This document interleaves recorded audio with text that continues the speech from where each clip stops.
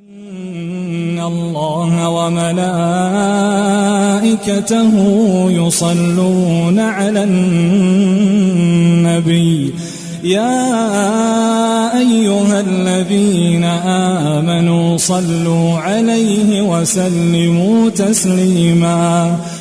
سلام الله عليكم ورحمته وبركاته. معكم مي عبد الكريم، مذيعة قناة اليوم السابع الرياضية. مرحبا بكم في قناة اليوم السابع الرياضي، مع الإثارة، مع المتعة، مع الكورة. نبتدي الحكاية.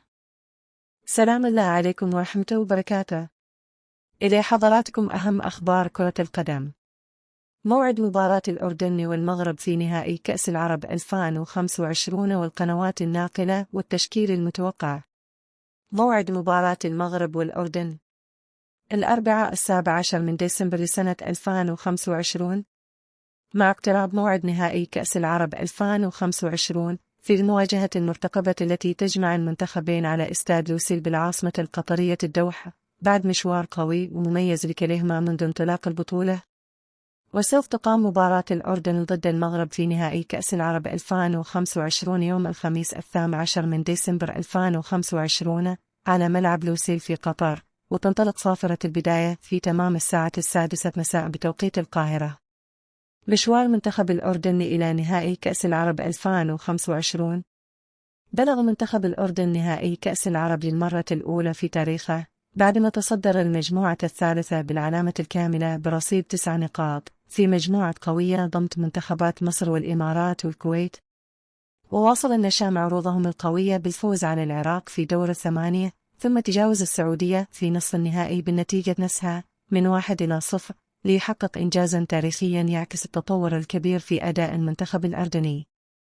مشوار منتخب المغرب إلى نهائي كأس العرب 2025. في المقابل، بلغ منتخب المغرب النهائي للمرة الثانية في تاريخه بعدما تصدر المجموعة الثانية متفوقاً على منتخبات السعودية وعمان وجزر القمر.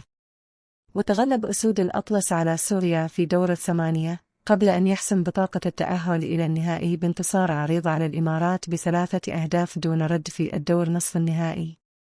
تشكيل منتخب الأردن. التشكيل 5-3-2.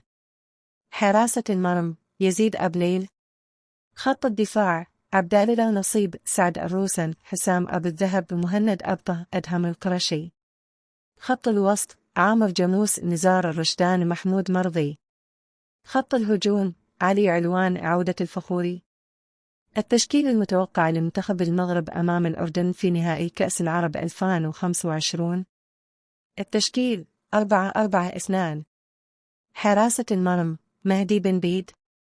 خط الدفاع سفيان بوفتي، مروان سعدان، محمد بولوكسوت، حمزة المساوي. خط الوسط محمد ربيع، حريمة، أنس باش، أسامة ظنان، أمين زحزوح. خط الهجوم عبدال الرزاق، حمد الله، كريم البركاوي. القنوات الناقلة لمباراة الأردن والمغرب في نهائي كأس العرب 2025. قنوات الكأس القطرية، دبي الرياضية، أبو ظبي الرياضية، الكويت الرياضية، الشارقة الرياضية، رمبيسي مصر 2. شكرا لمشاهداتكم. لو سمحتم ما تنسوش تشتركوا في القناة وتفعلوا زر الجرس لكي يصلكم كل جديد من أخبار الكرة وأخبار اللاعبين والمباريات. كان في صحبتكم مي عبد الكريم.